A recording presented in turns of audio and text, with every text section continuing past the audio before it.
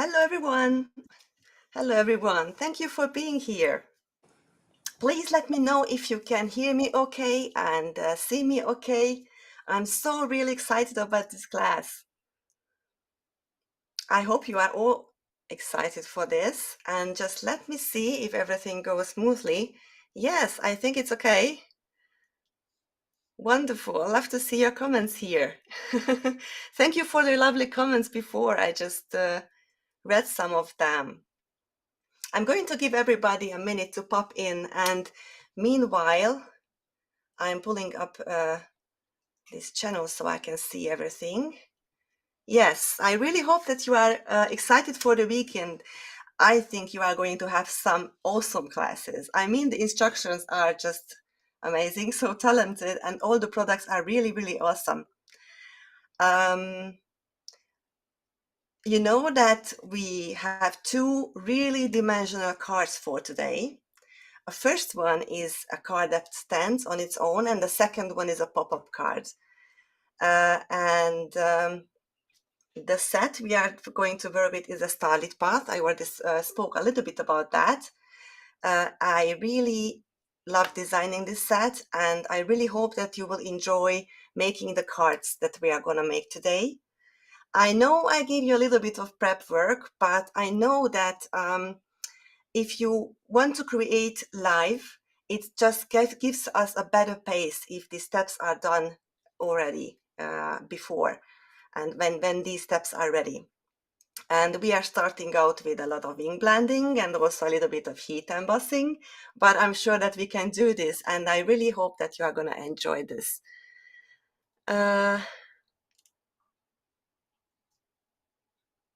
Beautiful. Yes, you can do this. You can do, of course, just not working live with me and not creating the cards live with me. You can just watch and enjoy and learn the techniques, and then maybe do the cards afterwards. It is just your choice. You know, you have to keep in mind that you are always free to change the layout, the design, the colors. You can put in your own ideas, your own preference, your own sentiments, and use different techniques if you want. This is just an idea that I give you, and also a technique I teach for those who didn't make this before. And if you do like the design, then you can do exactly the same. And also, if you do exactly the same, it is just as good. You can see this class as a practice for um, making this card, making the technique, or using our different color combinations. And you don't have to worry about something that it doesn't turn out the way you want it. So please don't worry about that. I'm going to give you hints how to make things. So okay, homework was great. I'm happy about that. Hello, everyone. Okay, I think we should start because time flies and we have a lot to do. So I'm just go ahead and change my camera view so that you can see what's on my table. Okay, so this is my table view here. No, I'm sorry.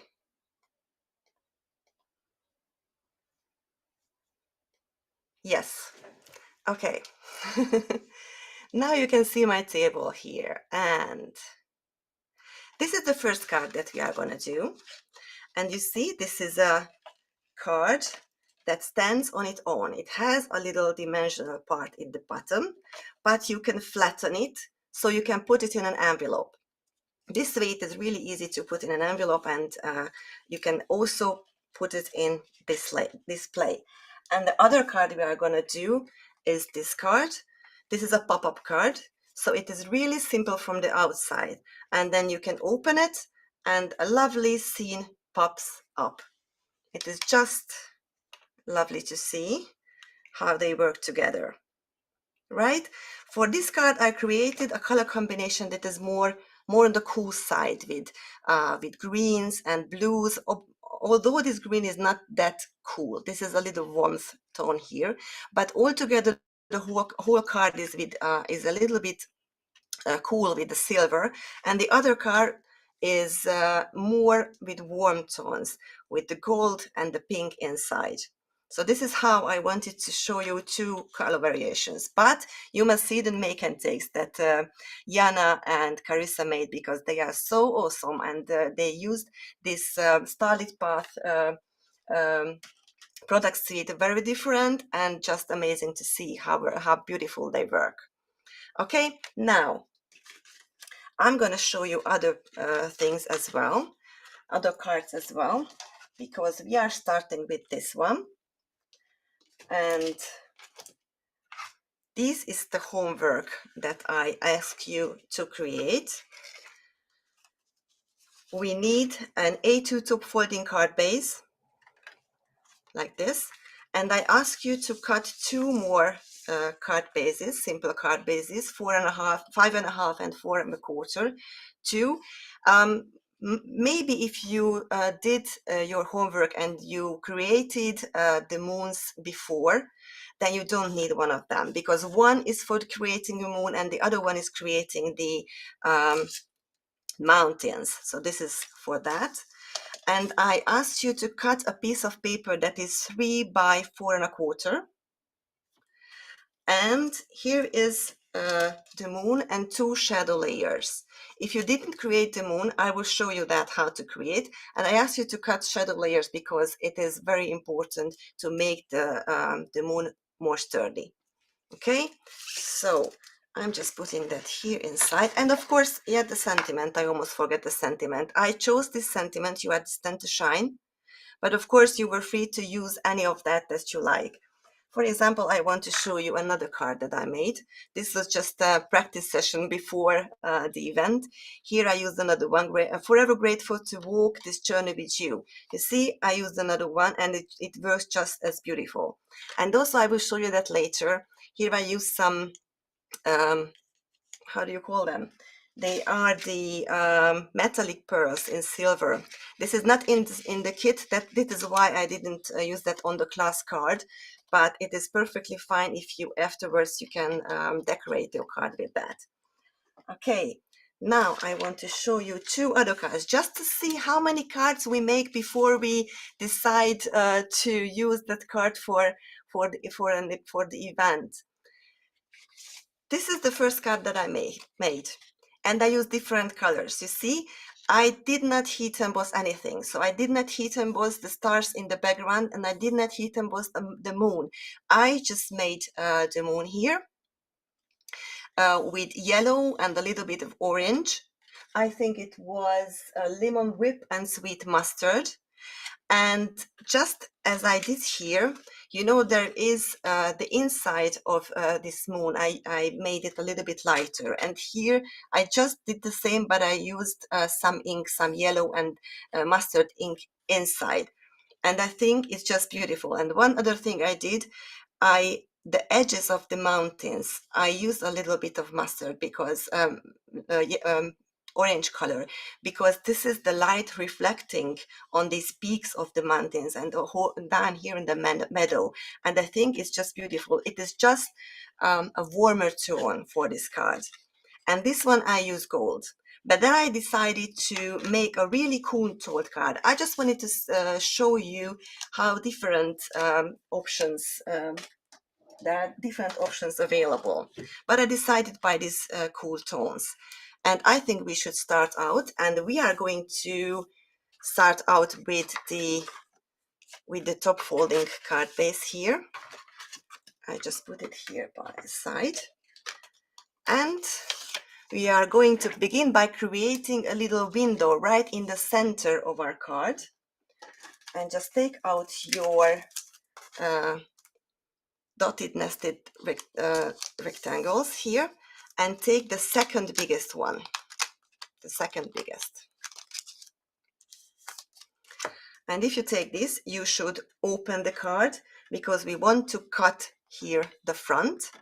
So you can open that card. I like to place it this way and then use a little bit of low-tack tape to secure.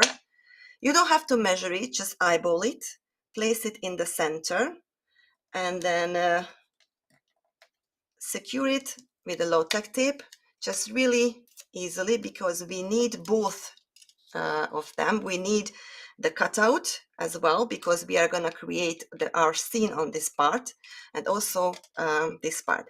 What I like to do here, when I cut out something like that, you know, if your plates are not brand new, that they have impressions in them. So I like to put this here and like this, and I only pressure this part but not this part, because these impressions might be visible on this part as well if we cut out the whole thing. So just like that.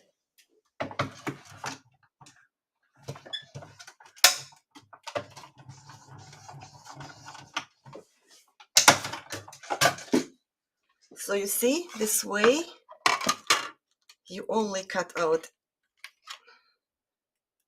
the side you wanted, and if there is something, I just take a craft knife and I carefully lift the low-tack tape, and it comes down beautifully. So this is our little window here. We are framing a little scene, and this draws the eye inward, and it makes the whole card feel intentional, like you are peeking inside a diorama or a snow globe. So be sure to keep this.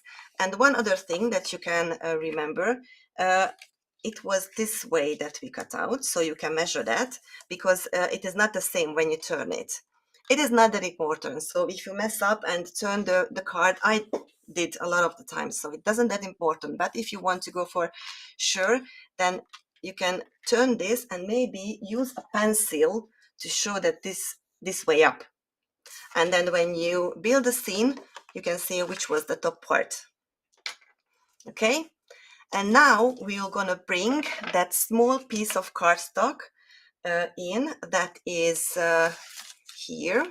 It is 3 by 4¼ inch big,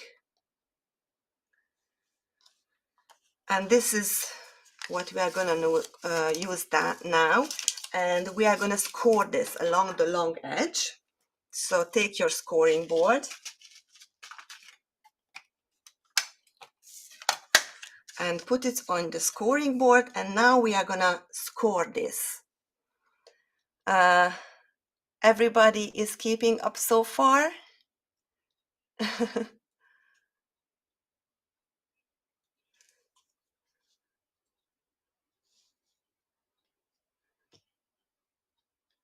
Okay.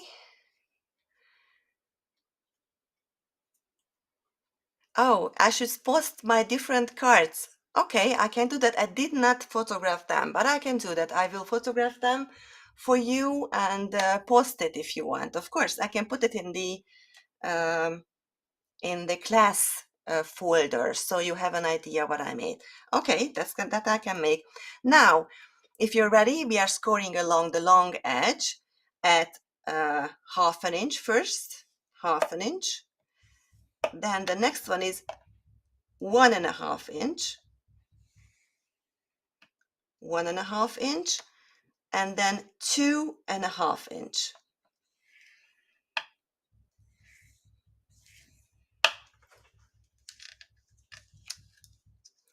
So this is it.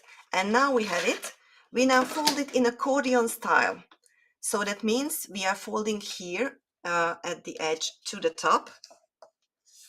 Just take a bone folder and press, and you can use a bone folder to it. And also on the other side, fold it to the top.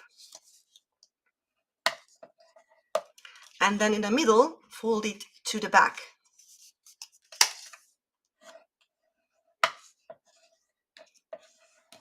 And now we have a lovely accordion style foldy piece. And this is our secret to the dimension, because we are going to glue this inside a window, and it adds a lovely interactive depth. And this is how we do this. So this is our lovely diorama, sorry, and you put it inside. So I like to glue it in the inside because this way I cannot see it outside. I'm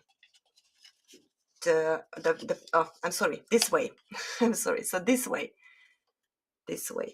If you can glue this from to the outside as well, but you can see this edge of the paper there. So I think it's better to glue it in the inside. Okay, just take some liquid glue. I like to use liquid glue because it always gives me a little bit of bigger room, and I need that. So I really need that. So we are going to glue it to the right, to the bottom. So this way. And the other part we are going to glue to the front. Now you see that the folded part here is a little bit wider than our frame. So it doesn't bother us in this case anything. So it doesn't matter because we are going to cover it with the mountains. But if you don't cover it in another type of card, you can of course cut that much smaller. But now I'm gonna add liquid glue to here, and then I'm gluing this piece down. And be sure that you can close the window. It's easier to glue when it is closed. You can also turn it and then push down, and this way the glue works just fine. And now we are ready with that. So ready with the frame. And let's go to the part when I show you how to make the moon. So I know that some of you don't like embossing. Well, I must tell you, I don't like that either so much. So I don't do that very often, but sometimes you have to, and sometimes it is worth doing that. And I think this case is also something, when you read "You are destined to shine," then I want to give something on this card that shines. And this is why I'm heat embossing the stars. But of course, if you can cut the moon from foil paper, it will be beautiful. You just go ahead and do that. It's also possible if you use the stencil and maybe use a pencil to draw the moon, and then afterwards you use a lacquer pen or something that makes beautiful shiny moon. You can color in with that. It's also possible. So just go ahead and do your own thing. You don't have to do what I do now, but I'm going to show everybody how I did the moon. And if you are not familiar with heat embossing that much, I can show you the way. I'm using a grip mat, so it holds my cards in place. And also, but of course you can tape your card to the surface if you want to do this way. It's also possible. But I like to use grip mats because they hold the stencil and the paper on place, which is great. I have a little bit of sunshine here on my table. I already told you that it is a rainy day, but clouds are going and coming, and we have sometimes a little bit sunshine here. If it is not too, hopefully it doesn't disturb you, but I can make a little bit more shadow if you want. Now, I'm using the embossing pad directly on the paper through the stencil. So I'm pushing it down and trying to cover every part of it. Of course, it is easier to do when your pad is juicy. Mine is not very juicy, but if you look at it, you can see the paper shining. So it has already enough ink on it. And now I am pulling down the stencil and also the card. I like to pull down the card in a way that I bend the grip mat. It is easier to do this way because my card doesn't bend. And now I am applying this silver embossing powder. This is interesting because this powder has a little bit of texture to it. So it is nice and shiny, but it melts in a textury finish. It's interesting to see. I will show you. I have this powder for a long time. It is Lindy's powder. I didn't know that it has texture before when I bought it, but I quite like the effect. I like to put away my powder right away because I tend to blow them, all the particles away. And now I'm going to start my heating tool, and the key is to let the heat tool be really hot before melting this, because if it is not too hot, then you have to heat too long, and then it is more chance that the paper bends or you blow away all the particles that are there on the in the moon. Now I'm starting it.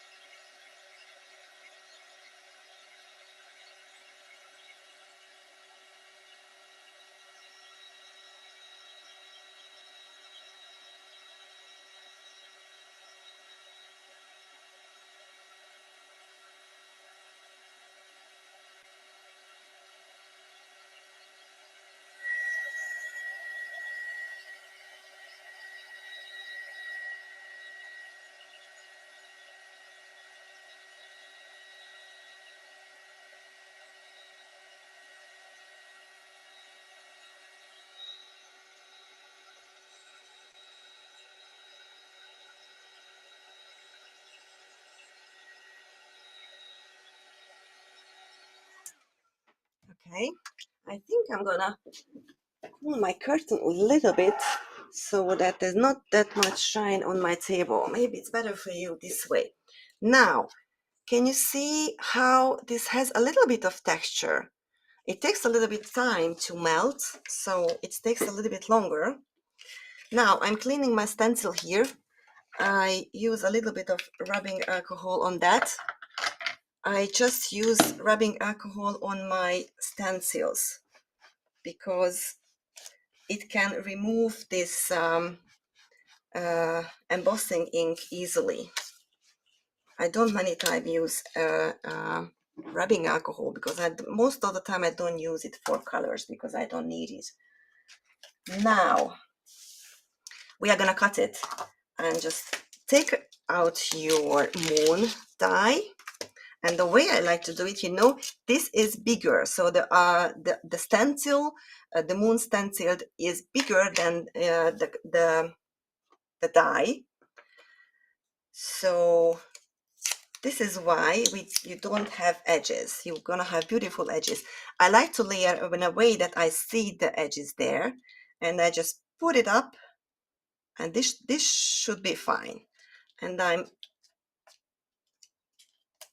putting low-tack tape on the edges and just go ahead and die cut it.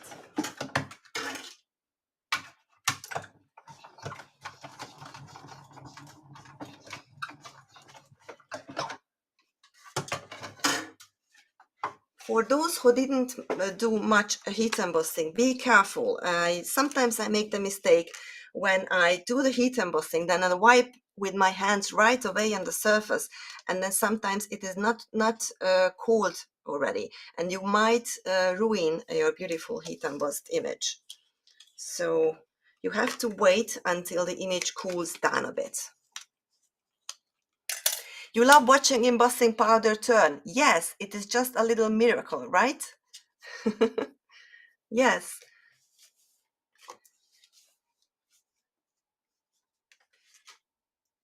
It is just beautiful how a simple stencil becomes so dynamic when you add heat embossing and dimension. And this is what we are going to do now, because we are going to layer the shadow layers behind this moon. I ask you to cut two or more shadow layers because we are going to pop this on our card dimensional with a little tape, dimensional tape, foam tape, and I think it is too bendy and too light. So it is better to add a couple of shadow layers behind. I'm adding glue to the moon and then gluing, oh, this way maybe is better. I'm gonna watch the ends of the moon so I can adhere it right. These shadow layers, they not only give strength, but it make them stand out against the dark background. And if we add shadow layers under our focal elements, then it is a subtle way to add drama. The immersion is always a little bit of drama, and this is what I like, because there is a little shadow underneath, and it helps our eyes find the most important, the focal elements on our card and every artwork. So this is what we do in scrapbooking as well. So this is it. You can play with it and push. Your edges turned out horrible when they cut. Yes, this can happen. And one thing that you can do, that you heat it up again. And this is what I did. You can just heat up again, and the particles melt again, and they flatten. So if your cutting doesn't look right on the edges, you can just use your heat tool and heat up again. Really, this works fabulous. You can see with your eyes as they flatten. Okay, that's it. And now we are adding our stars. So I'm just putting away my things that I don't need. You have to pull out your inner piece that you already cut out from the card, and also your stamp positioner. And this is where we are gonna stamp our stars. Now, if you turn your card, then you see the reader arrow that is showing upwards. This is the top of the card. And then you put your card in the edge. Well, when I'm heat embossing and using embossing powder, I don't like to stamp multiple times because I don't really see when I mess up. So I try to avoid that, and most of the time it is enough to stamp once. If your embossing ink is juicy enough and not too dry, then it will be enough. Now we are stamping our stars, and you can stamp cluster images, or you can stamp them scattered, cluster them, scatter them. It is no wrong way to do this. And we are gonna heat emboss it in silver as well. You can, and you will see them twinkle once we blend ink over them in a minute. You can plan your arrangement. You can take your moon and place it. It will be somewhere here, not in the middle, a little bit towards the top, somewhere here, because you know at the bottom we have a lot of mountain and we want to peek it out. So it will be somewhere here at the top. And you can start out by planning your stars. I'm using this one here, and I think I'm gonna do the same I did here, something like that. I want to see this one because it's such a gorgeous one. So I'm gonna place it here somewhere. And then this one maybe here. You can also take your sentiment, which I don't find in a minute. Hopefully I didn't lose that. So it's somewhere here. And it will be in the middle because you know this middle area is the focal point. And I want to place this one in a way that that the sentiment doesn't cover the whole of it. And then we have little ones here. little ones here, like here. This one I want to see here, and then a small one I want to put maybe there. So it is really no wrong or right way to do this. You just go ahead and place them on the paper. You know, it is an organic thing, so the stars, constellations are,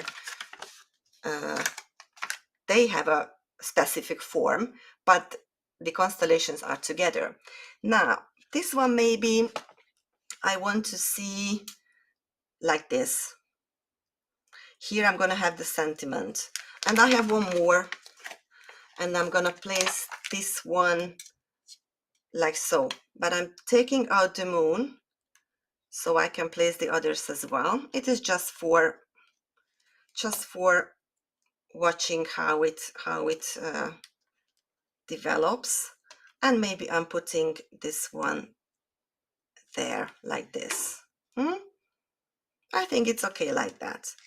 And now what I do is I'm picking up the stems with I'm going for sure that is in the corner, right in the corner.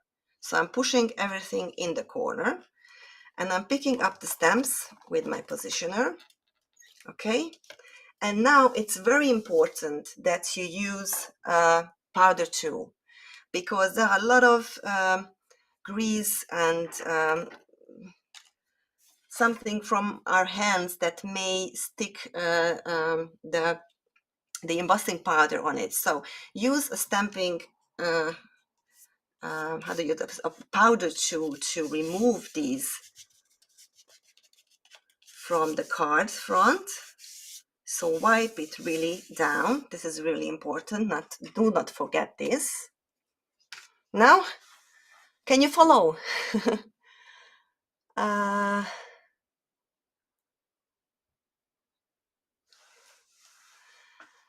Okay, the pace is good. I really hope you can follow. And I really love that you are chatting. You like the star correlation steps. Holly, hi, Holly. Yes, the constellations are so awesome. You can use it on different cards as well. So this is what I meant by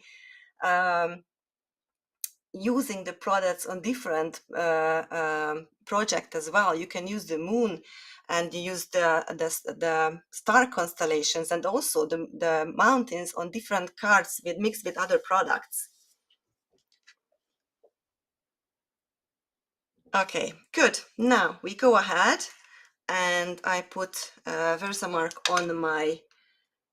on my stamp, and this is the place, this is the part when I really want to go for sure that it is really covered with this ink, because I don't want to stamp again. Of course you can do that, no problem, because a little bit you can see where you stamped, but not all the way through. Okay, I think these are inked up well, and now I'm stamping, and I'm pushing with my fingers down every part of the stamp.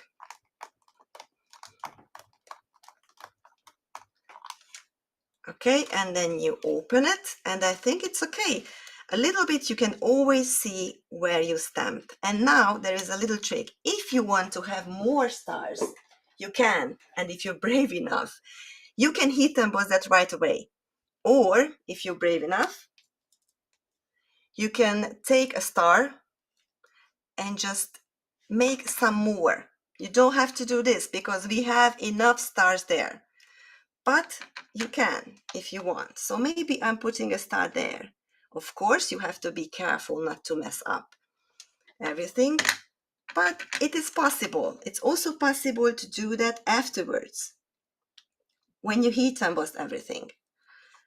But it is possible to do this as well. And I'm not gonna do more because I think it's enough. And also it is a risky thing to do. And now let's go ahead and heat emboss it before it dries.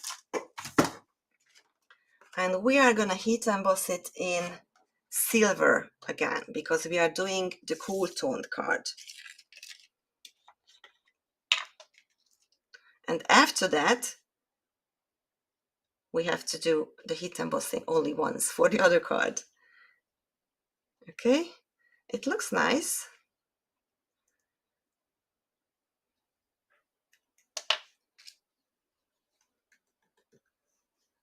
I like to tap it from behind, and this way I can go for sure that I don't mess up. But there are some little mistakes there, and if you have some areas where there is embossing powder and you don't want it, for example here at the corner, you just can wipe it away with a little brush. Just wipe it away. And here as well, I just wipe it away. And the other ones I don't care, because they can be little stars, tiny stars if you wish. Okay, that's it. Now let's heat emboss. I'm going to let the heat tool be very hot, and then I'm going to heat emboss this star constellation on my paper.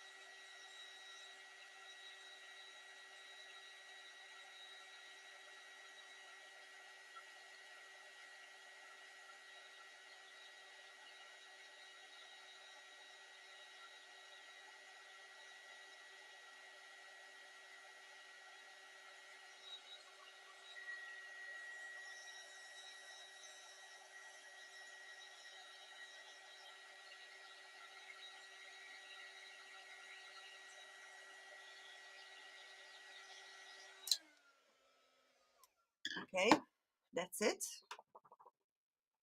I'm gonna go for sure that it is cooled down so I don't wipe away the stars from my paper. Always wait and watch the heat embossing, and always wait until the colors turn, until it turns really shiny, and then you're ready. Okay, now how is everybody keeping up? Are there ladies who are crafting me along? I would love to see some thumbs up if you are crafting along, and if you can keep up, I would love to see that.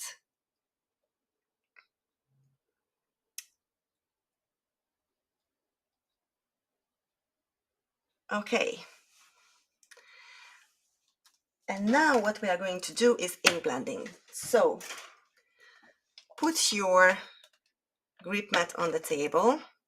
I see Debbie, Star, Joyous, in Christ, Gail, Lori, Leanne. Thank you so much. Oh, wonderful. Love to see that. Debbie is here. Everybody is keeping up. Oh, that's so fine. I hope we will finish in time.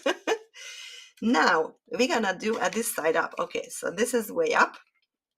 And we are gonna make ink blending now. So just take out your stencils.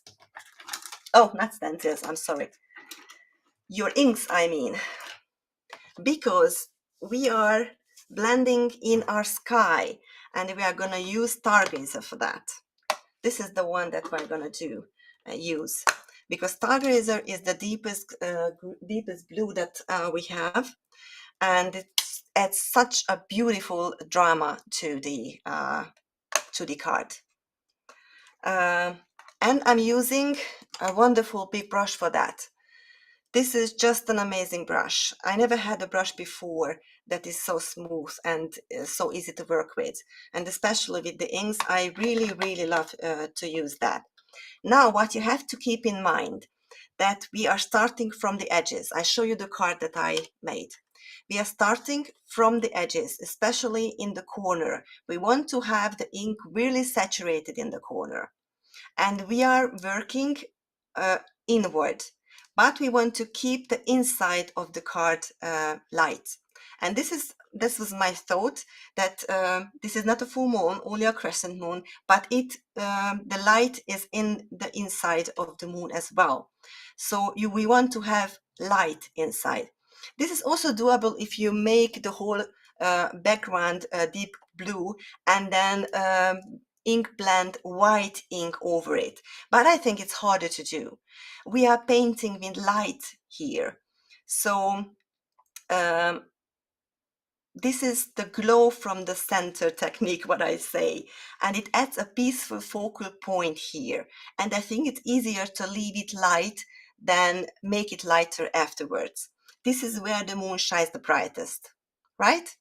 So we add ink to our brush. And although I want to use my ink really saturated, I'm going to start out carefully.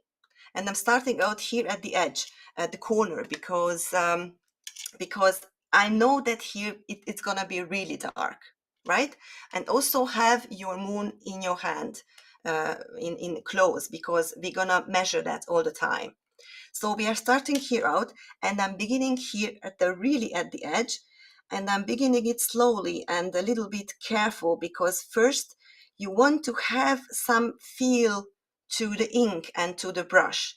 And once you see what happens, you get a feeling how saturated it is and how dark it is. Then you can then, when you start have this feeling for that, then you can start out really give that card an intense color, right? You can add more ink and then do the bottom part as well. I know I lose a lot of ink here and I make it a little bit messy, but I don't mind. I can wipe that down later. I really want to add, and I don't want to work with the small brush because it will be much beautiful with the big brush. And once I feel that the big brush loses color, so it is not that dark, then I can go with light hand also in the inside, because I don't want to keep it very white, just a little whiter. You see? It loses color, then I can go with very light hand in the inside as well, like this. Now I'm adding more color because I don't have that much anymore. And I'm beginning here at the other corner and adding more and more color to it. Start out light a little bit and then add color as you go. Now you can measure. You can measure. I have a lot of space here. You know, it will be somewhere here, a little bit towards the top. So I have a lot of space here at the bottom. Just add more color to the bottom with little circular motions. If you push harder, then it will give more color. You will get more color from the brush. And then of course you can ink that up.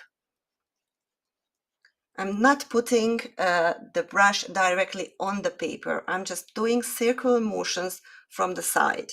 And this is just because I don't want to color the whole card. Of course, I want to have some dark here at the edge as well. So I'm adding more color to the edges. And if you are too afraid, you can take a little brush as well. You can take a smaller brush and do some more drama. You can add more drama with a little brush to the edges. If you are afraid to use the big brush here where you don't have that much space, you can do that and make the sides even more saturated. Use circular motions and lay your ink gradually. If you see harsh lines, then don't be afraid. You can go back and soften edges. Ink blending is really forgiving. You see, it looks really, really dark, but pink brush inks and dye inks are they dry back. So when you ink blend with them, it is always darker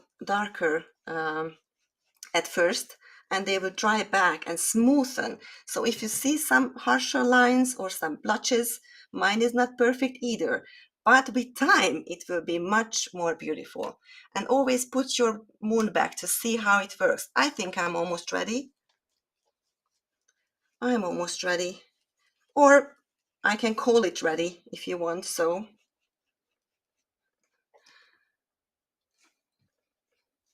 now ink blends easily. Yes, it softens, really softens.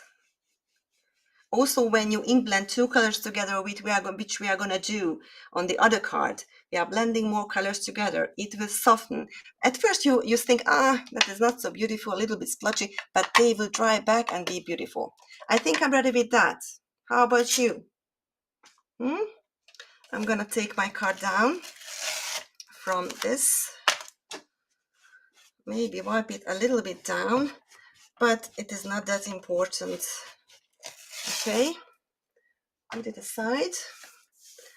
And this is the card. And now what you can do is take your cloth and then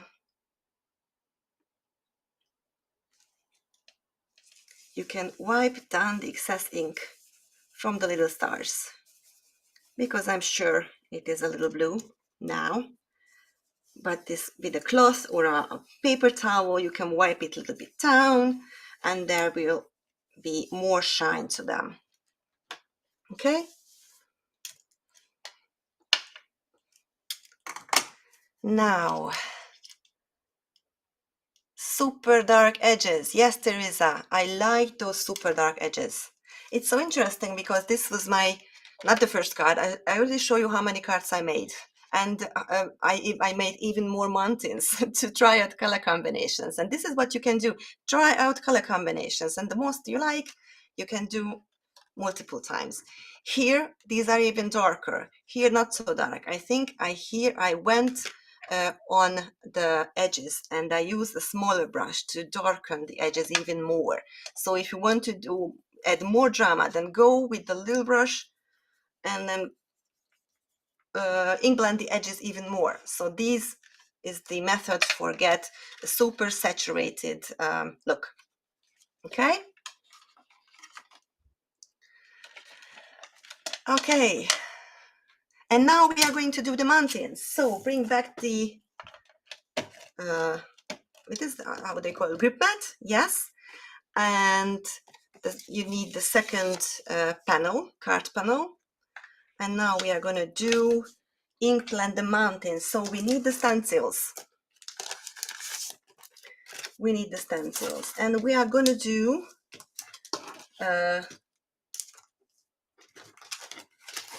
an ink blending, and we are going to start with the stencil number 1. Stencil number 1. I am positioning the stencil right at the bottom, but it is not that important because with the die you can cut out from the middle as well. It's just my preference, but you can do as you wish. I like to position it here at the bottom, and then I push it down so my grip mat holds it. And this is our first stencil. And we are going to apply seaside first. So we are going to apply seaside on these places. I think that these cutouts here, these places are quite big. And you know that everything looks a little bit elevated when you don't color a flat color in it. So here I use some gradient. I like to add some depth with creating the gradients that fade towards the top. It is not a must. On the other card here, where it is, you see here I did not make any gradient. It is just as beautiful.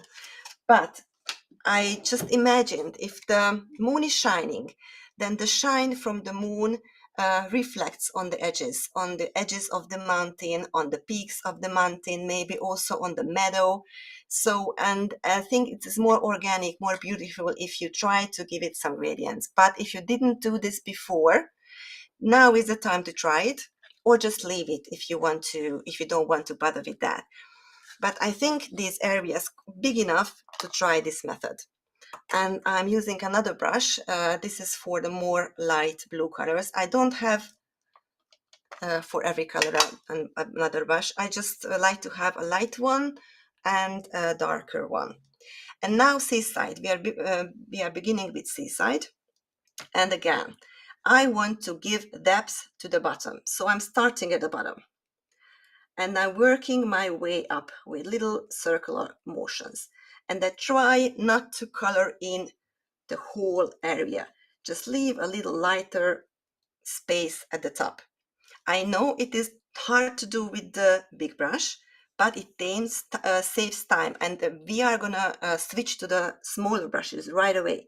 I just want to color in with a big brush as much as I can because it's more beautiful and it is easier because it covers a bigger space and it is just more easy to do. So that's it. I'm putting this away and I'm pulling my smaller brush here. I'm doing, which panel are we doing the mountains? On the smaller one? No. It is a card base. It is a A2 card base. It is the smaller one was for here. This is an A2 card base. I know it is maybe too big for the mountains. If you are careful and you are blending your image at the bottom, you can use the other half for the other mountain on the second card if you want to spare your paper. So you can just do that. And now with the smaller brush, I'm beginning from the bottom again, and I'm adding even more drama and more darkness, and I'm working my way up to the top, and I leave the top a little bit whiter. Just a small line.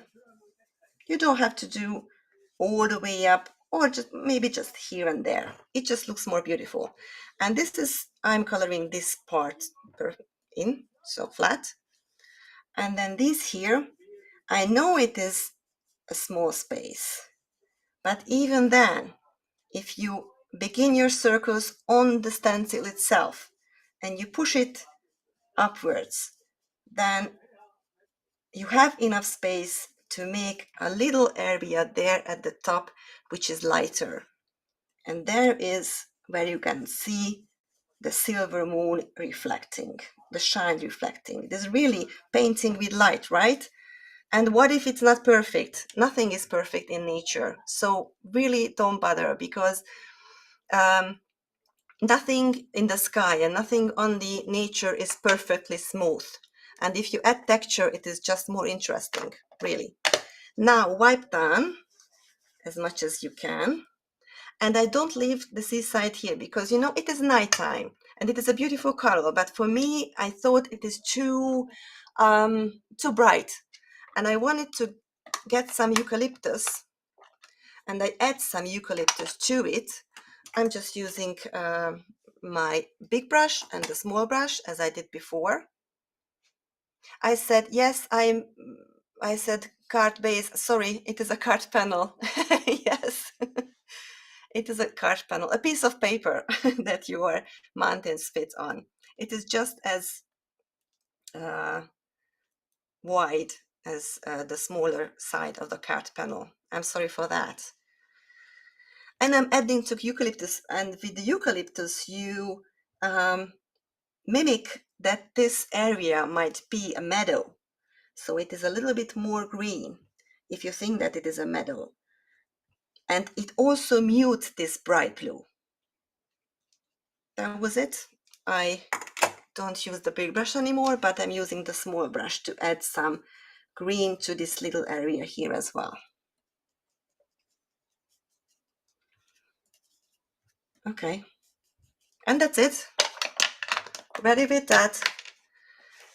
Wipe down the excess ink from the stencil and ready with stencil number 1. Stencil number 2, position that as much as you can. I think the most important thing is here to not have a white line between these the mountains here, but it will be beautiful. And now the second color will be Slumber. This is a more it is a lighter blue. I don't use another brush. I'm using the same brush. I'm just wiping down a little bit from that on my cloth. But if there's something from the seaside stays in the brush, it doesn't matter. Okay? And now we are going to do the same. I don't make any gradients here. This might be a river in my thinking. And I'm doing the same as we did. We are working our way up from the bottom. We are doing a saturated part at the bottom. We are creating depth here. We are grounding our mountains. If we create shadows at the bottom, then we are grounding the mountains. Like this. And just leave a little space there, which is lighter. Okay. And now, with the small brush, you can even add even more drama. Even more drama. You can add even more color or smooth out some areas, like I made a little bit blotchy here at the top. You can smooth that out. And that was it. That was it. Easy peasy. You see it as a road, but I get the river. Yes, it can be a road. It can be a road just as much. Maybe then you can use another color here and tape this down and use another color here for the road, a more dark maybe. It is your imagination. And now up to the third one, the third stencil. Layer them. And to the grip mat. And our last color is Stargazer, because this gives the nighttime feel. And I really wanted to, you know, I have the Stargazer here, and I wanted to have some Stargazer in the foreground as well. So I wanted to repeat the color. So I'm taking my big brush again, and here you don't have much space, but if you want, it's not a must, but if you want and you have the patience for it, then you can make some gradients here as well. First, when I used this stencil, I did not use any gradients at all. And it was beautiful. So it was really beautiful. But you know, when you want to step one step forward, then this is a place where you can add more interest or texture, and you can elevate your card a little bit. But if you're a beginner in this, then don't get stressed out if it doesn't looks perfect at first, really, because that's not that important. It is more important that you have fun, and coloring in full, it will be beautiful as well. Now this was the third stencil. You know, it is not that smooth, but nothing in nature is that smooth. So this was it. Take down my card, wipe my table because it got a little bit inky. I hope your fingers are as inky, at least as mine. Well, when I was trying out the color combinations, I was full out inky, so I was really, really inky. Now it is not that bad, but it is only because this is not my first time making these cards. You always have to keep in mind that we as instructors really practice this. Now take your die, mountain die, and again, this area is bigger than the die, and it will be much easier to cut it out. I place it at the bottom, and I use low-tack tape to secure it, like this. And go ahead and cut it.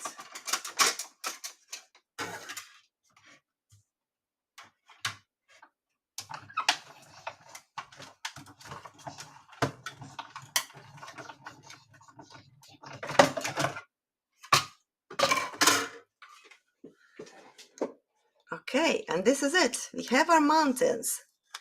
And you know, you can keep this part, and if you already have your sentiments, then you can use it for the second mountain. It has space, so you can do your second mountain here, or you can keep this for some sentiments as well. But I was going for sure as to that you prepare a card panel for another mountain as well, but of course you can use this as well. Okay, and now let's go and put our card together. Okay, this is the part when we are gonna place our moon, and you have to imagine. First, let's put some foam tape on the back. You don't have to do this if you don't want. I really like dimension, and this card is like a diorama, and I like that the moon is floating on the night sky, and it is not flat laying on the night sky. I really like this effect. But if you don't like to use foam tape, it's perfectly fine. Just one tip: if you want an edgy but cut something that it is more edgy, or how do you call it in English? It's so hard to say. So cut a triangle like this. You can cut a triangle like this, and you can put it in the edge of this crescent moon. Edge. Oh my God! How do you tell that in English?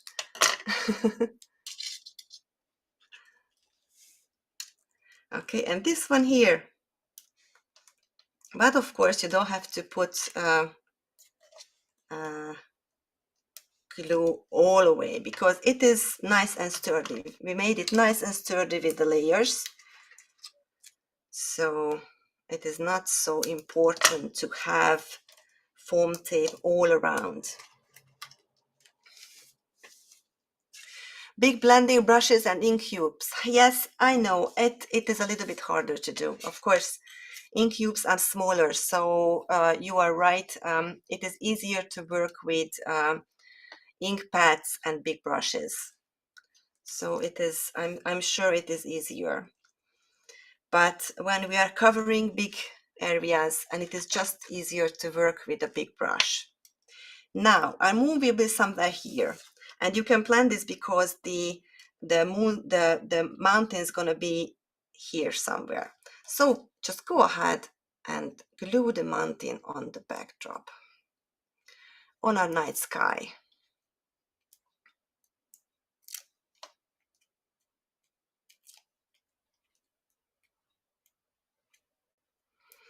Yes, it's a good idea, Eva. If I would do ink cubes and big brushes, I would hold my cube in my hand. It would be easier, but you would definitely get inky fingers, which we love, right? Okay, so if you want to see this end of the moon peek out, then you can turn the moon a little bit if you want. I'm okay with that. So that's it. And then next I'm gonna glue the mountains here. This comes here at the front of the card. This is the front part of our little theater. It is like a little theater, right? I'm putting glue on it.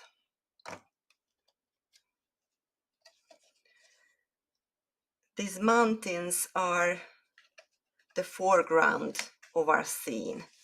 This is anchoring everything. And now we are going to glue the sky backdrop into the card. And it is, in a way, you can try this. You can push inside here at the front and on the top, and it will just fit into the window. And now it was just a try so that you know how to put it in. And you add a little bit of liquid glue here at the top. just a line, a glue that you trust. Oh, of course, we have beautiful pink fresh glues. I forgot to use that. I'm so sorry. I'm grabbing my old one, but I tried that and they are just fabulous. I really love them. They are liquidy, but not too liquidy. Now you push it inside and you put it in the window and just push it down with your hand, but only the top part is glued. Only the top part is glued, and we leave the bottom part unglued. This is an area where it can move, right? And when you close it, it moves a little bit. So don't glue the bottom part. Oh, I might shift it a little bit. But we have liquid glue, so I can adjust it. It just shifted in the wrong way. Now it is okay. Like, I think it's beautiful. And I already told you that I lost my sentiment. Where is my sentiment? I lost my sentiment. I pulled this out and it is just gone. I'm sure I'm going to find it right away when I finish the class, right? I think I have some other ones prepared. Let's see. I have here some other ones. Maybe. Do I have here other ones? No, I don't have it. Okay, I just leave this out, and maybe in meanwhile I'm crafting, I'm gonna find it. I have one, but it is not blue, but it is silver. It is just as beautiful, but I like the drama the blue adds, but I don't mind. I'm gonna glue this in. You see, I made a silver one to try, and I think it's beautiful as well. But I really love how the blue stands out, because this part is lighter and the blue stands out, but I think it's nice as well. So this is it. And if you want to elevate your card again, I want to show you this one, because here I already showed you I added some beads, some pearls, metallic pearls in silver. This is also a Pink Fresh product. You don't have it in your kit, but if you have it in your stash, then you can add some more twinkly stars to the card. You see? Okay. Now take a deep breath, because we are going to do the second card. Yes, the second card. I'm gonna find my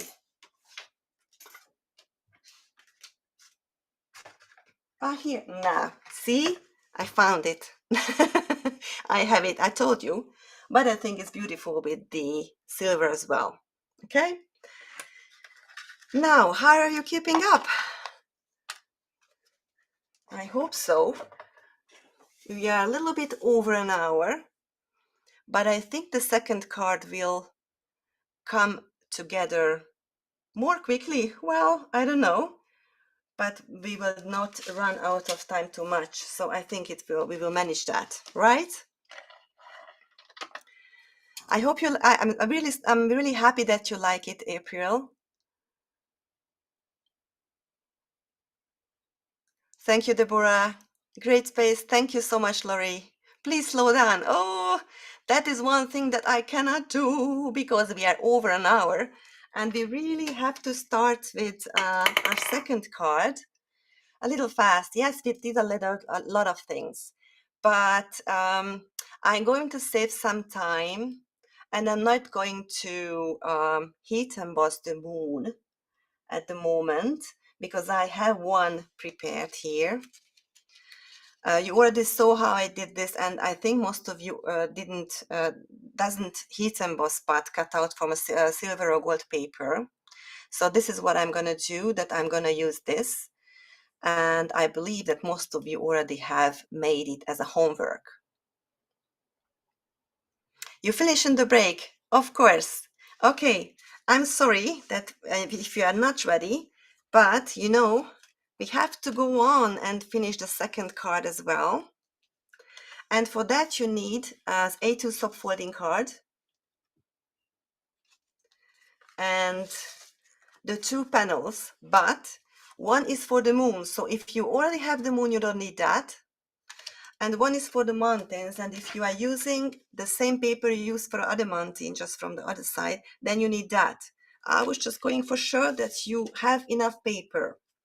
Okay, and then I ask you to cut two card panels from two card panels using this cover plate die, the stitch diamonds.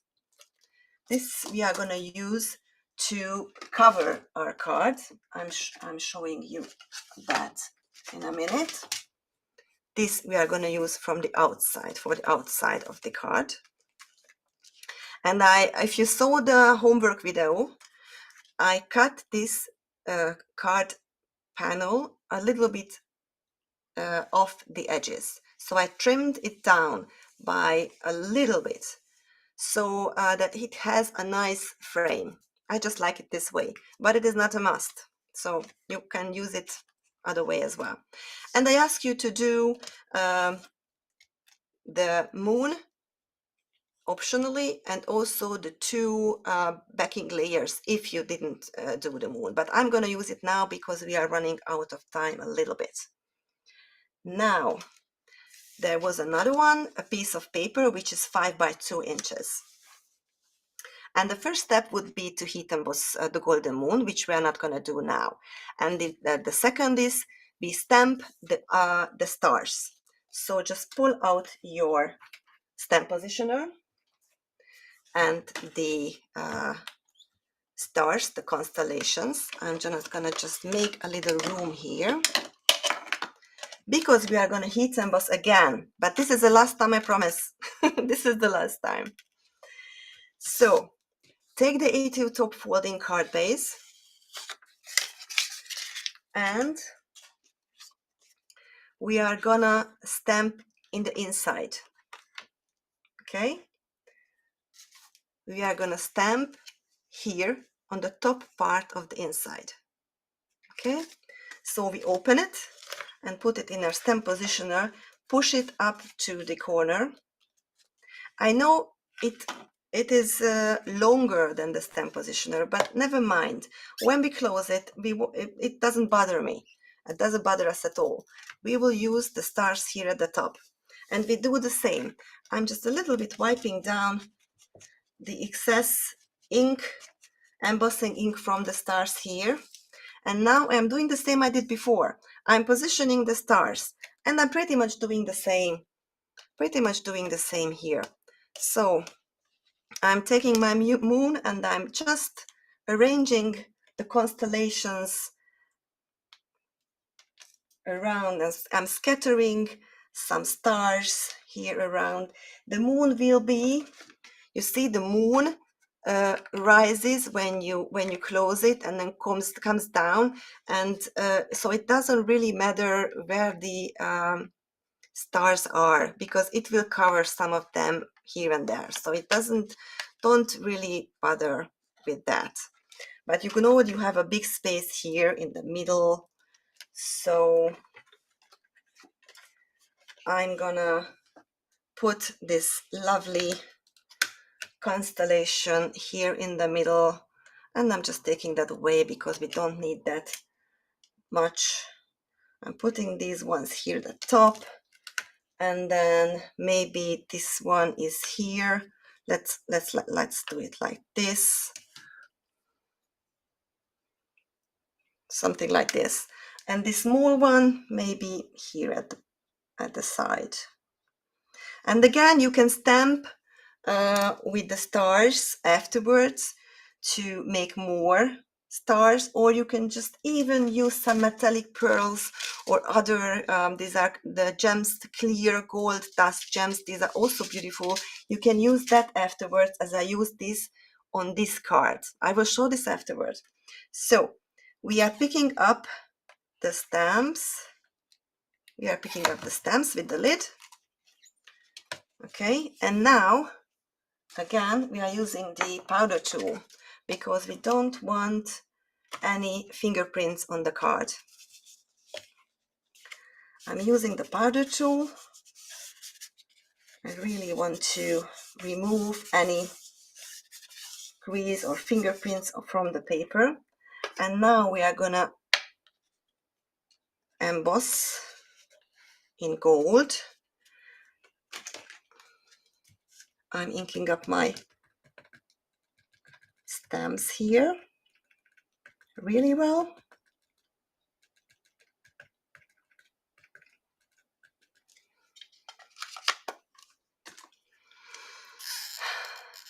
Okay, then we close it. I try to not touch it, only with my fingernails.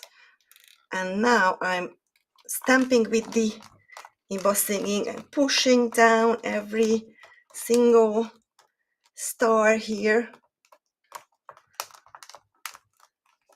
Okay, and again, if you want, you can take your little stars and stamp some more. I'm not gonna do this now. For me, this number of stars are enough. Okay, I put this away. And now I'm gonna add the golden embossing powder. It is a super fine gold embossing powder. And I just let it run down the page.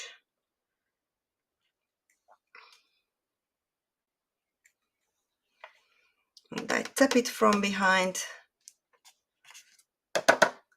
And I just put away the powder right away so that I don't mess up everything on my table. I don't like to have embossing powder on my table either. So if you are the same, I'm your girl.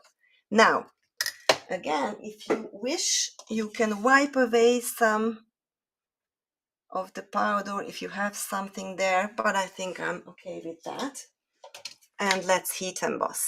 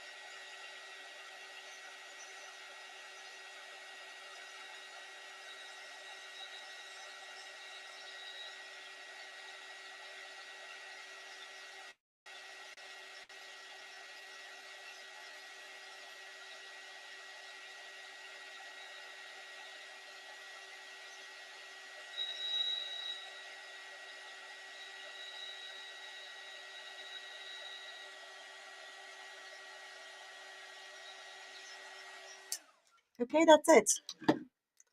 Well, I was never heat embossing on a class before, but I think it's interesting to try out new techniques. So even if you don't like that too much, I think it's worth a try.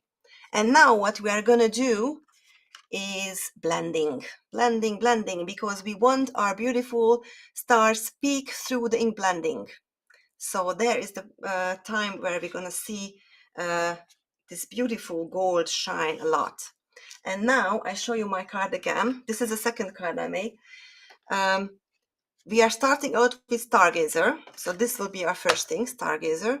And then we are gonna follow with Hydrangea. I hope I pronounce it right, Hydrangea. I don't know. And then we are finishing with Raspberry Bliss here at the middle. This will be the Raspberry Bliss part. I just want the Raspberry Bliss to peek out a little bit. You see?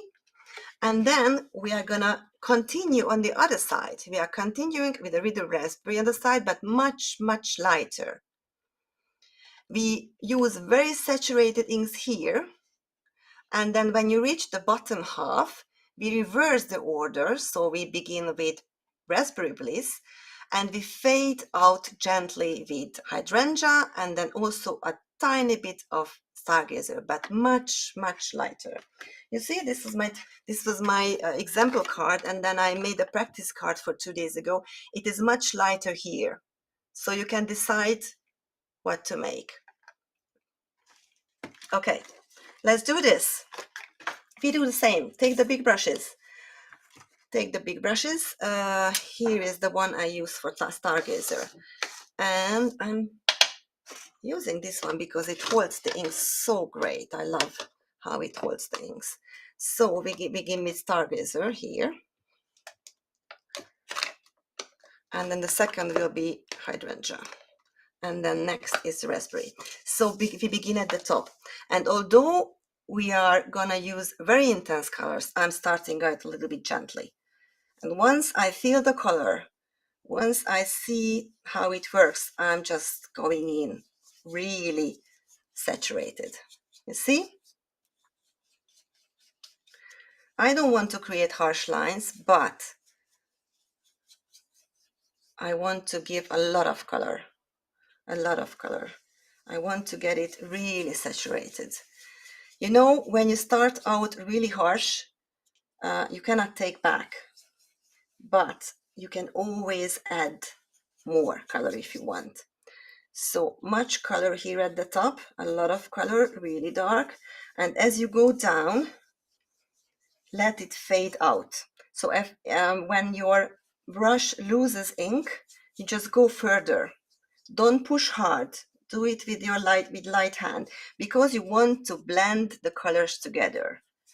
So you need a part where the color is not that saturated, where it is really light, so you can layer the hydrangea over it and the two colors can blend together. I'm adding more color, even more color to this top part, because this is the darkest part. I really love how dramatic this is. You know, layering a cool blue, but this is a cool blue, into a warm pink, it creates a visual tension. And I think it is perfect for a sky that feels a little bit surreal, because it is a little bit surreal. Although there are a lot of times when the sky has bright pink in it. So the bottom part is bright pink. Now we are ready with the Stargazer, but I'm going to go back. So I'm going to use Stargazers again. And now I'm taking Hydrangea with my big brush. And I'm starting out gently, gently, like this. I want to blend the blue and the hydrangea together.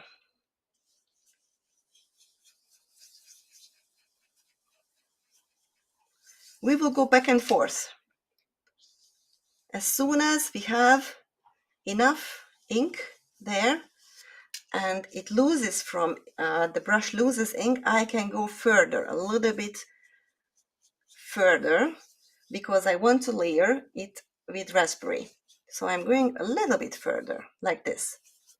But there is a little white area here, so I'm going with Stargazer in again and darken it a little bit. So this is how I do it.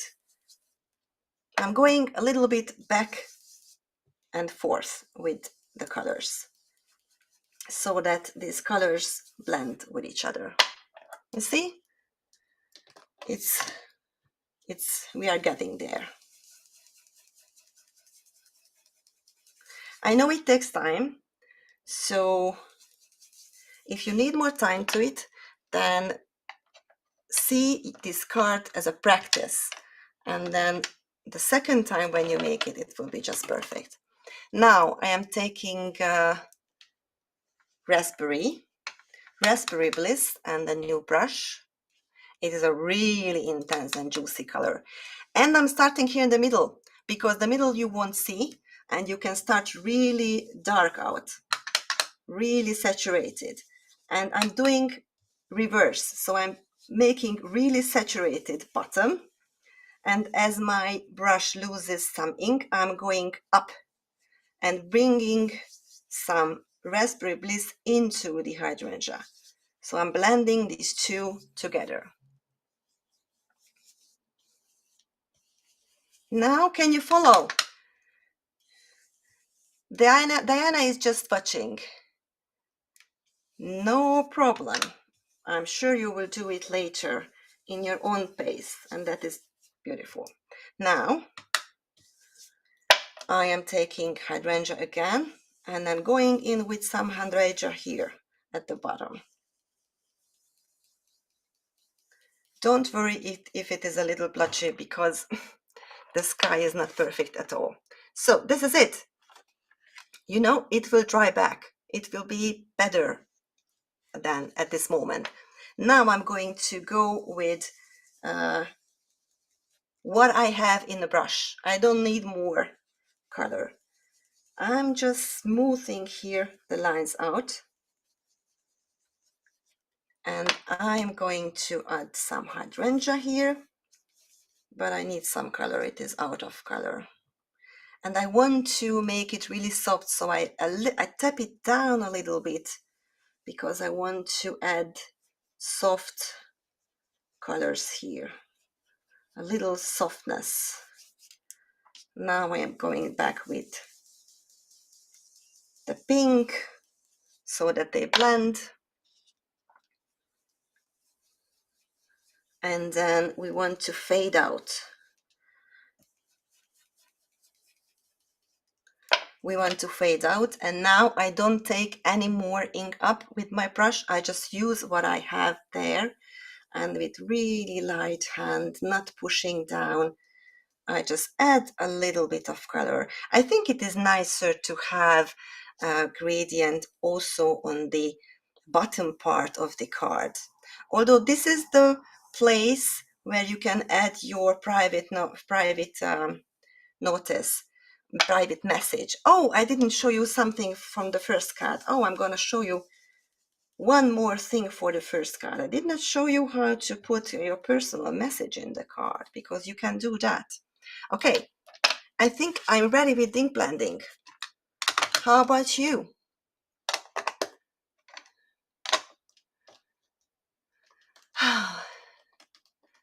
How you can do this card base and be clean? I'm not that clean. You don't see that on camera, but I'm quite inky. Not that much. Okay, when I made my first card, I was much more inky. So believe me that. Okay, so, and then take your cloth or paper towel and buff off the ink from the stars. It will get more shiny when you wipe them down. Okay? What a surreal sky. Okay, now what we are going to do is we are gluing the two card panels that we die cut with the diamond cover plate.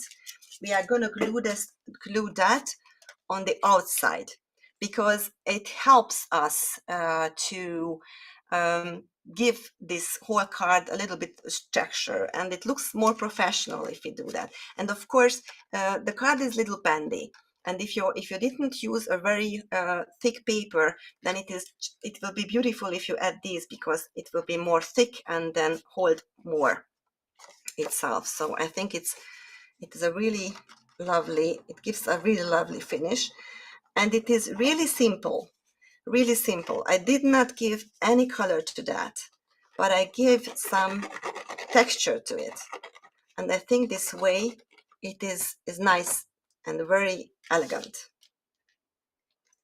And I'm positioning it, eyeballing the middle section, and then pushing down,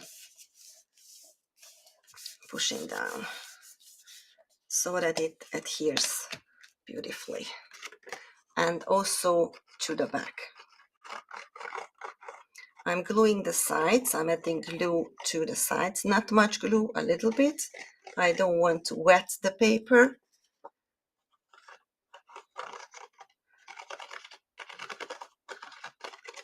And a little bit here to the front. Sometimes I don't even add in the middle, only to the sides. Liquid adhesive is great. Okay, and now push down the sides.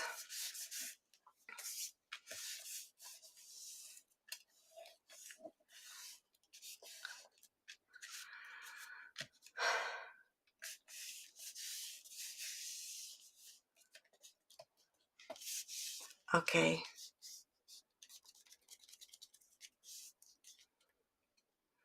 Thank you for showing the comparisons of ink blending. That's great. What is the order of the inks? It is Stargazer, Hydrangea, and Raspberry Bliss. And then we reverse a little bit of Raspberry Bliss. I'm sorry, I don't see it. Raspberry Bliss, and then a soft hydrangea and a little bit of blue. But it is not a must. This part is interesting. And if you don't want to do this part, it's okay. But I think it's just nicer if you have some color on the second half of the card as well. You are gluing the panels upside down. Upside down. The rough side up. No, I like to use the rough side down because the impressions, I think they are nicer from the top. The other side is too rough for me. I think it's much nicer. But it is also possible to use a die this way.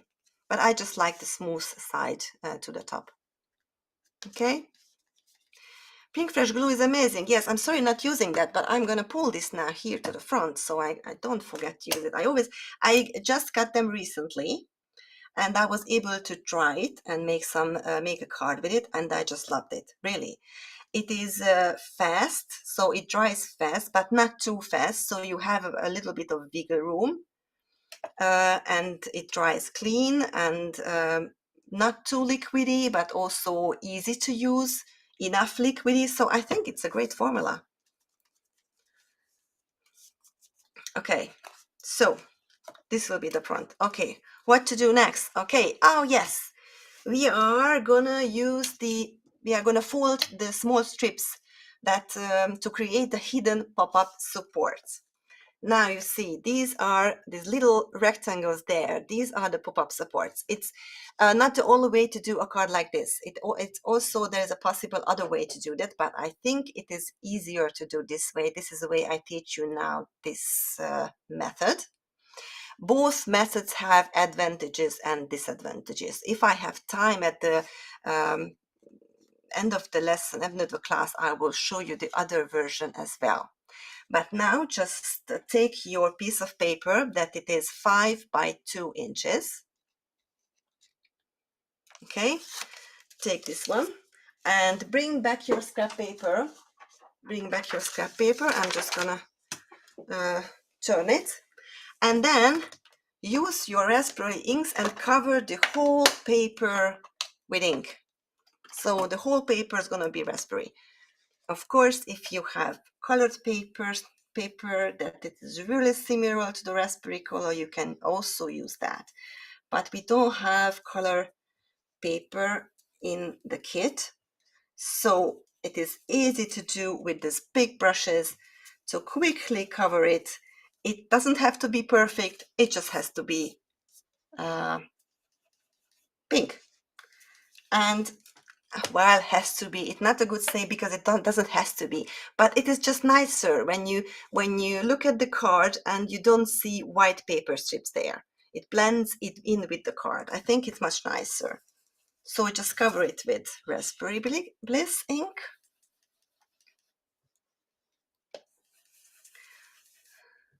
Erin saved her card.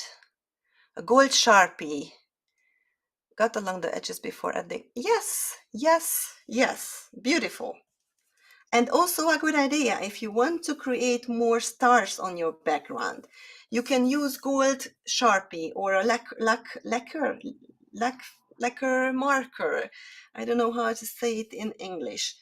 These are also great options. And another thing, if you have watercolor, gold watercolor, there are beautiful watercolors that are really shiny gold. They dry really shiny gold.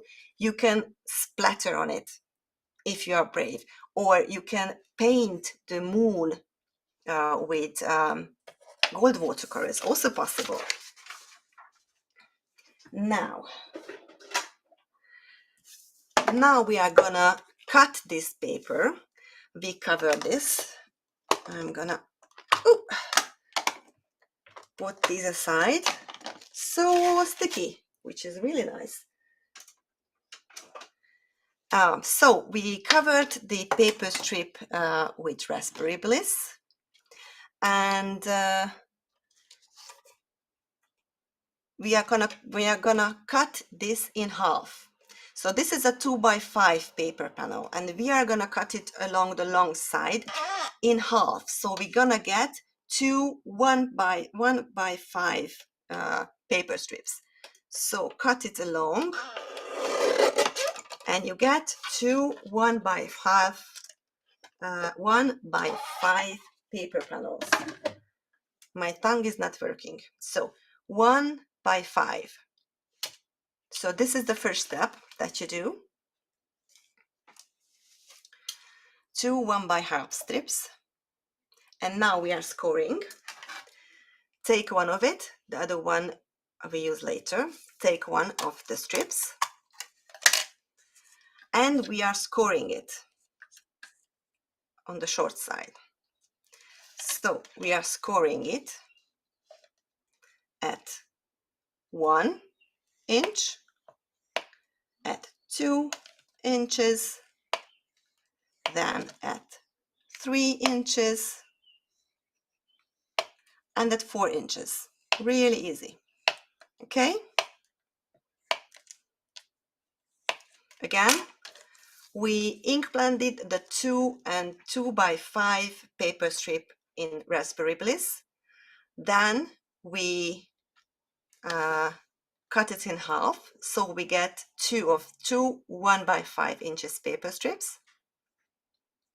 And then we put aside one, and the other we are scoring at 1, 2, 3, and 4 inches.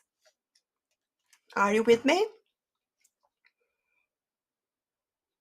This is the most technical part of this class, but it is really easy, so you just have to pay a little attention to that.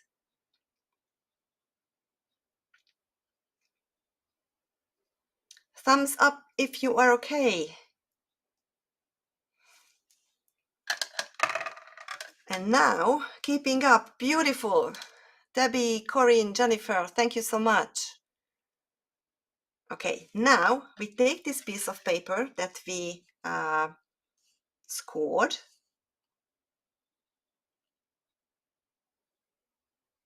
and we are going to cut in half again. So, the same as we did. Thank you so much, Gail, Lila, beautiful.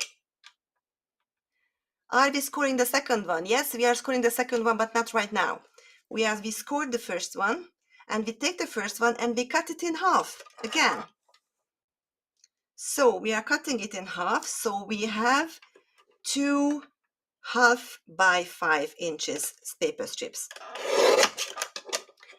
Guys, if you cut it a little bit different, so not exactly 1/2 inch, one is bigger, one is smaller, it doesn't matter. You won't see it. You won't see it. You just have two small strips. It's enough, because you won't see it. It is just that that it holds the mountains, and the other one holds the moon for our scene. So this is what we did, okay? And we just go ahead and fold it on these little lines, and we create a little rectangle by folding the ends on each other, and we are gluing on each other. You see, I add glue to it. Oh, sorry, it is just clogged, just the very tip of it.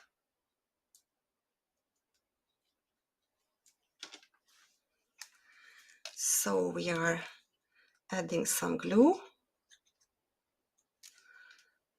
and we are gluing this little rectangle.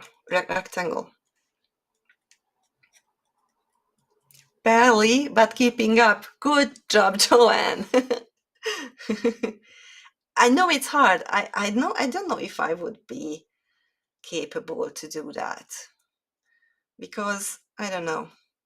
You do the card at the first time, so it is really hard job to do everything. And you know, I always try to plan cards that are enjoyable for the ones who attended a lot of events and are card makers since many, many years, but also doable for the beginners who may be the first time to attend an event. And it is not easy, but I know it is hard to keep up for those who are not that much experienced or didn't do these techniques a lot. But you have always the chance to stop the video and go back later and learn new things that you can use in your crafty life later.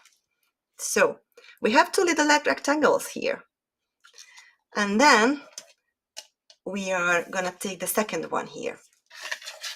And the second one we are scoring as well. This is the second one, 1 by 5 inches. And we are scoring them on the on this long side as well. And this is a little bit more interesting. This is first half an inch, first at half an inch, then 2 1/4, 2 1/4.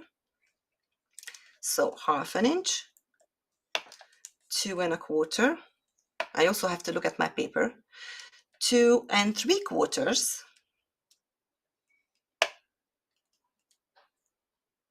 2 3/4 and 4 1/2. So again, half an inch, 2 1/4, 2 3/4, and then 4 1/2. You see at these little flaps at the ends that we are gonna glue together for a rectangle, because this is also a little rectangle. And this one is gonna hold the moon. So like this, and we're gonna glue these parts together, the little flaps at the end, on the end. Okay. So that's it.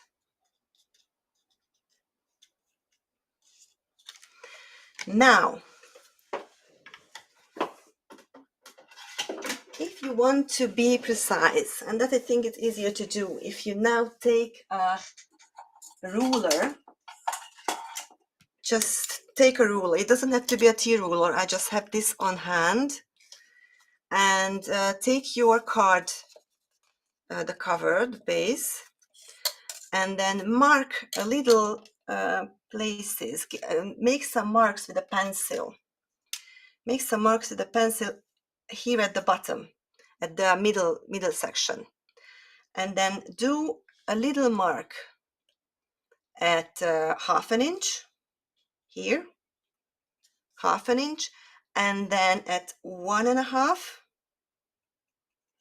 and then 3 1/4.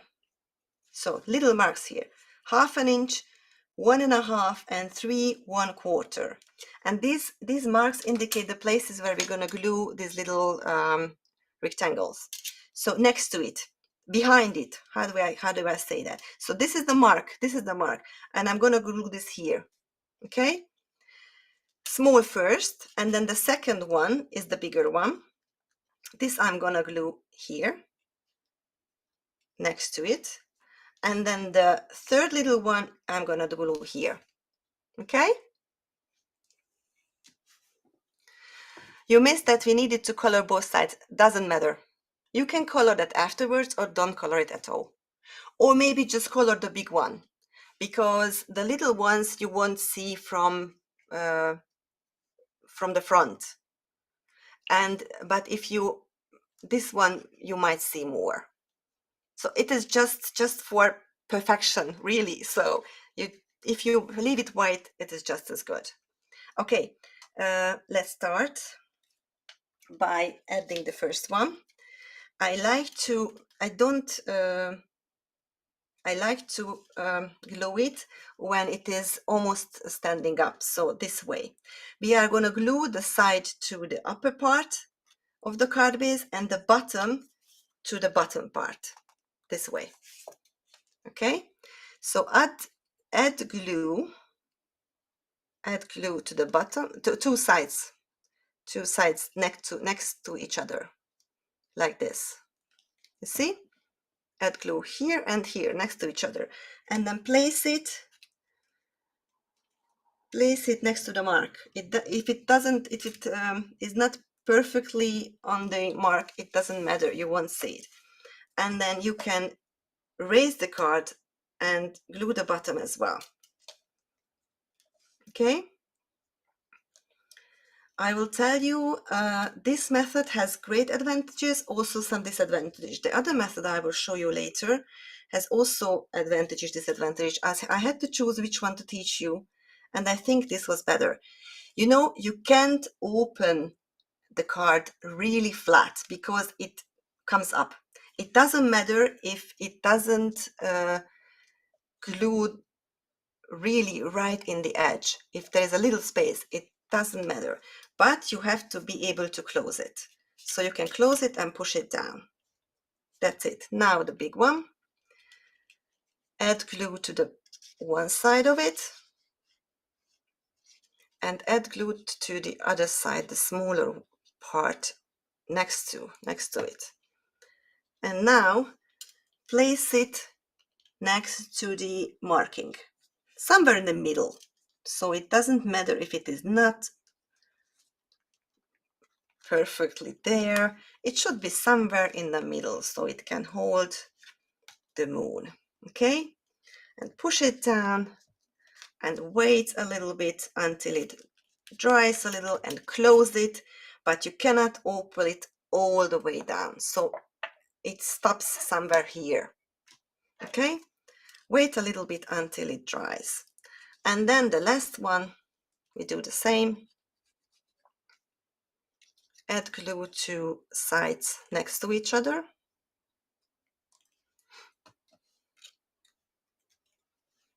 Which size did you glue the panels with diamonds design?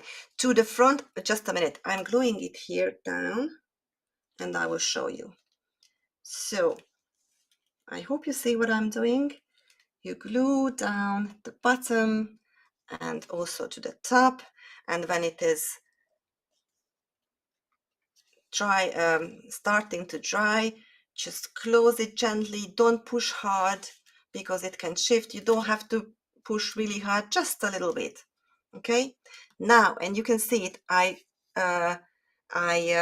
glued the panels with the diamond design on the front and on the back, so the outside of the card base. The inside is the colorful pop-up card and the outside is a very subtle, elegant part. Okay, this must have taken so much time to figure out. Well, I made a couple of versions of it. But this method was not the first that I wanted to teach first a little bit different approach with these pop-ups. I will show you that in a minute when we are ready. It wasn't too difficult, but I decided to make this because you see, it holds the top part so beautifully. You cannot flatten it really, but it holds the top part really beautifully. And you can also close it. And I think it's easier to make. And you don't have to count and measure and cut that much as with the other. But the other one is also a beautiful idea and good to make. But I will show you that in a minute. So we are ready with that. Okay. And what we have to do now is just doing the mountains. So let's go ahead and do the mountains. I know it is a little bit quick, but I hope you can keep up. Inky fingers, yes, you have been picking. After my class, you have to go wash your hands. For the second class, you don't have all the lilacs and the blues and the pinks on the next card. Now let's do the mountains. I might use this piece of paper from before. And we are doing the mountains with a little bit different colors. I didn't want to use so many colors. I really wanted to limit my color choices. I think if you limit color choices, it has a more elegant feel to the card. Not all the time it is a go-to method, but this time I just wanted to use less color. Now we are going to stencil the mountains. It is a more warm approach, not only blues. I'm doing the same. I'm positioning my stencil right at the bottom of the card, and this way I have enough space on this spare paper to color in. And then the first stencil is going to be Slumber. I'm looking for my Slumber. Yes. First stencil is going to be Slumber. The second one is going to be Hydrangea. Yes. And then the last one, no, the second one is Stargazer. I'm sorry. Okay. Stargazer, and the last one is Hydrangea. Okay, so these are the three colors that we are going to use. Slumber, where should I put it? Didn't see it. I just pull it here down. Here. These are the three colors that we are going to use. And I'm going to go in with my big brushes again. So Slumber it is.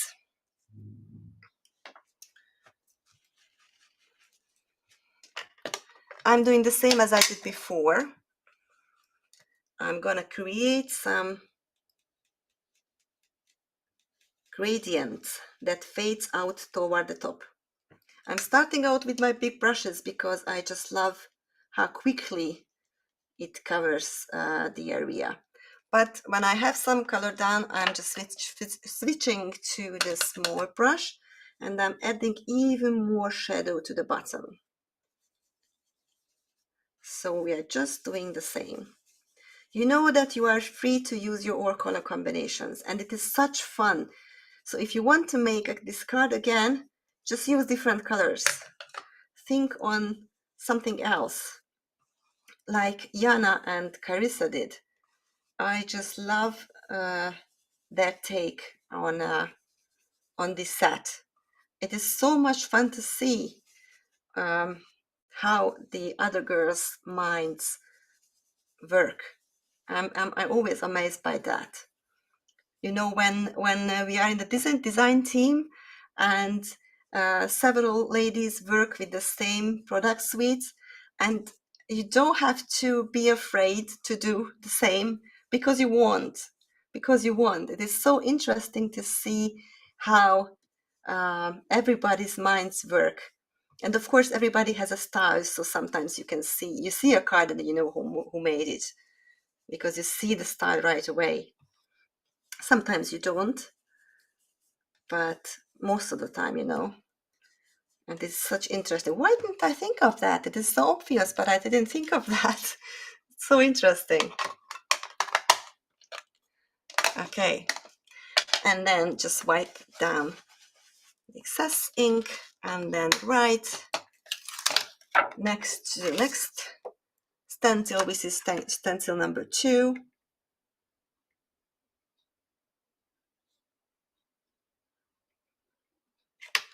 I think we are gonna need some extra minutes for the card, for the class, but not too much, I promise.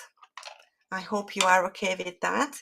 So with the second, we are using Stargazer, and we do the same. I'm coloring in this river or road or what you want to imagine with this, and I'm gonna add Stargazer. This is a really dramatic, beautiful color, and with the big brushes, it goes so quickly. And okay, I'm ready with that, and I'm adding more to the bottom, more color. I'm using the color I already have on my stencil because with the big brush there is a lot to use there. So that's it. I'm ready with that. It goes quickly. You don't have to be perfect, because mountains are textured as well. And then the last one is, I'm positioning my stencil hopefully right, and then the last one is Hydrangea.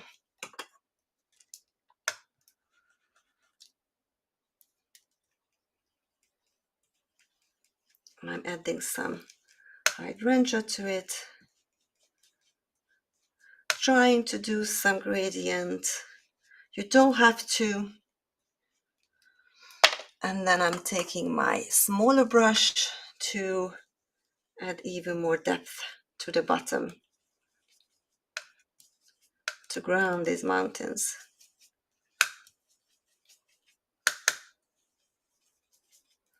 I don't tap up the color. I need every bit of color from that brush. I need it very saturated. And that was it.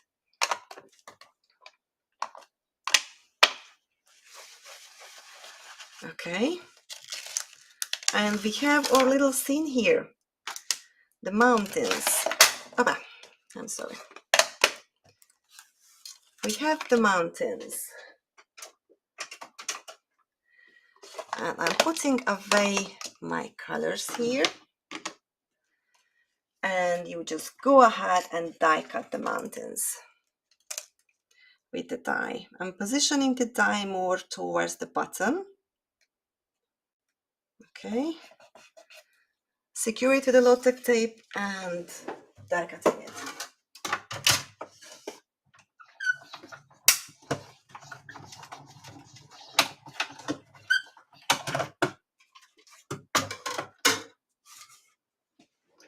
Okay, here it is. I think it's gorgeous.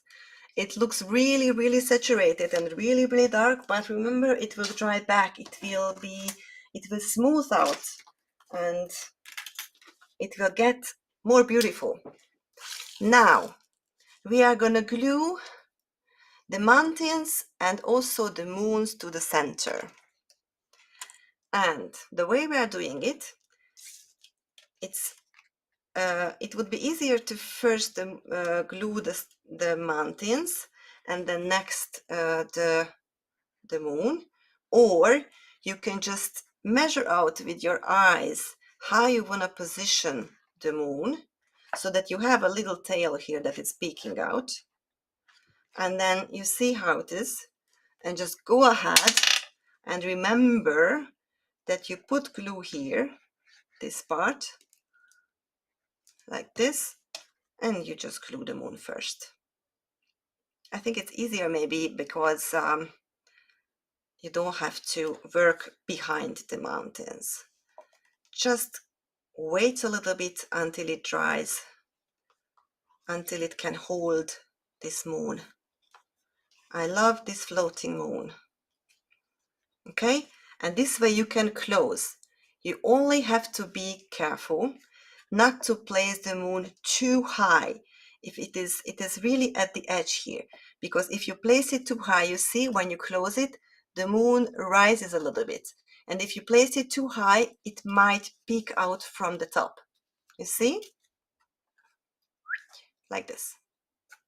So this is the only thing that you have to be careful. And then go ahead and glue the mountains in the foreground on these little flaps there. It is the stage front, like this. Okay? And then you can also close it. Push it gently, not too hard. Okay? Okay, like this. And you're ready. You only have to place your sentiments.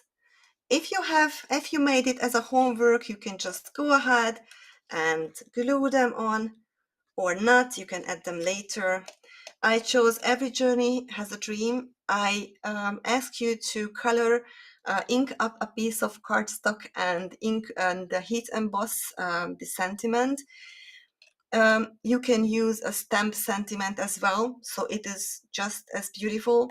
I somehow liked the dark background. I didn't want to break the darkness of the card, but this would be beautiful as well. So I'm just going ahead and adding this to on the mountains. I did not add it here, but on the mountains. So I changed up the place of my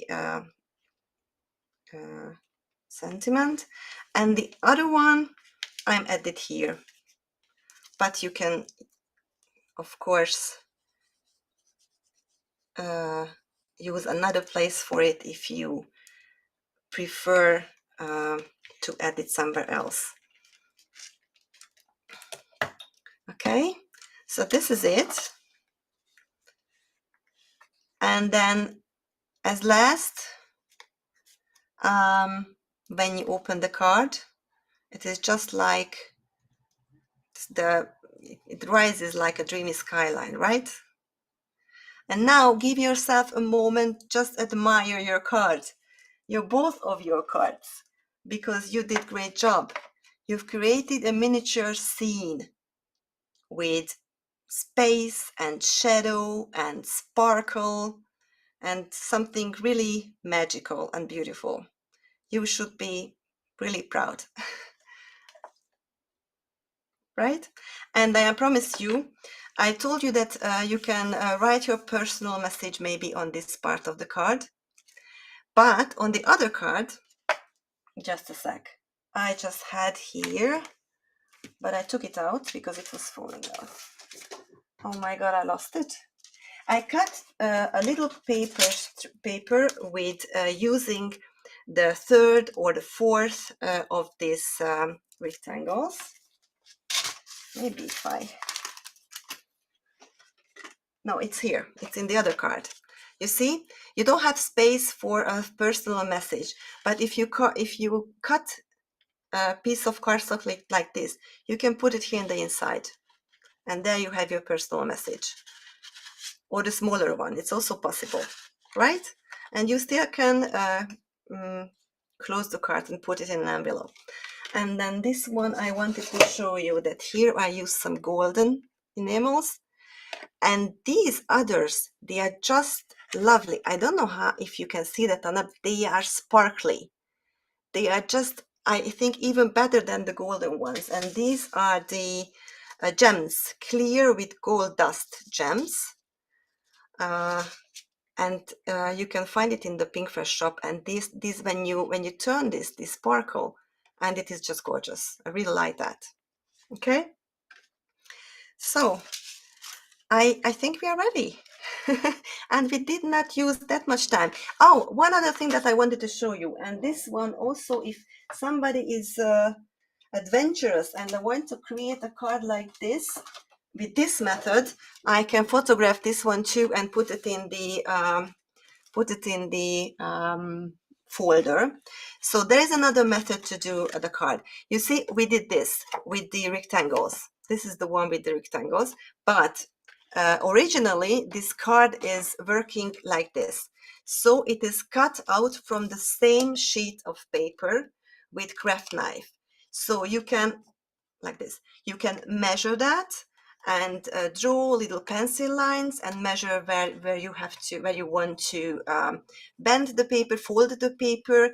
You are folding the paper here and there. If you don't make different size cutouts, then it is easy peasy to do. But I really wanted that the moon is higher, so it peeks out behind the mountains. So this is why it was a little bit tricky how to bend it properly. We could have been make it, but it takes a little more time to do it. And if you close it, you need a cover to make it. And if you have a cover that it covers everything, then you cannot open it really, because there is bark here. So you are the same space. You are the same. You cannot open it really, and it is much more bendy. So it's easier to that it falls in. Not the best weight for display. And also you see the whites. So this is why I decided to this method. It has its disadvantages, but I think it's a better version to make this card especially. Okay, now I turn my camera view. Hopefully I find, yes, just a sec.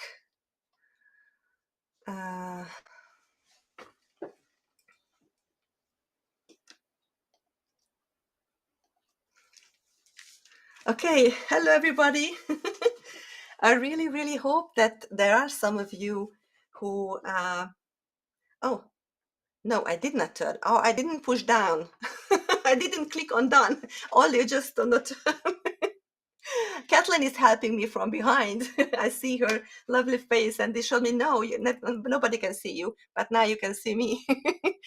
Thank you so much, everybody who joined this event. It is really a pleasure, and I'm always so happy when I can craft with you and read your lovely comments. I really hope that you had fun and enjoyed this class. And if you didn't craft now, then I'm really want to see your cards in the folder, so be sure to upload them.